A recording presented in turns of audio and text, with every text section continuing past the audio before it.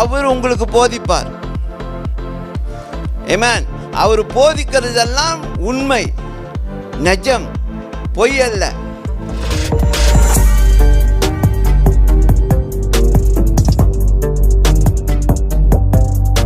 இருக்கும்போது மீண்டும் அந்த வசனத்தை வாசி. ஓகே, 1 யோவான் 2வது அதிகாரம் 27வது வசனம்.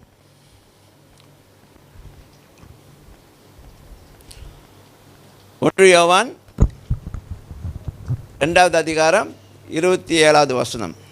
1 John chapter 2 verse 27. நீங்கள் அவராலே பெற்ற அபிஷேகம் உங்களில் நிலைத்திருக்கிறது, ஒருவரும் உங்களுக்கு போதிக்க வேண்டுவதில்லை. அந்த அபிஷேகம் சகலத்தையும் குறித்து உங்களுக்கு போதிக்கிறது. அது சத்தியமாயிருக்கிறது, பொய்யல்ல. அது உங்களுக்கு போதித்தபடியே அவரில் நிலைத்திருப்பீர்களாக. Amen. Okay, let me read it in English.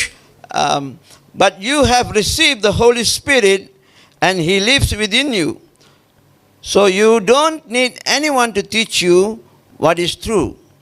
For the Spirit teaches you everything you need to know, and what He teaches is true. It is not a lie. So just as He has taught you, remain in fellowship with Christ.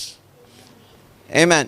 அப்போ உங்களுக்குள்ள ஆண்டவர் அபிஷேகத்தை வச்சிருக்கார். அப்படின்னா உங்களுக்குள்ள பரிசுத்த ஆவி இருக்கிறபடியால் உங்களுக்கு யாரும் போதிக்க வேண்டிய அவசியம் இல்லையா?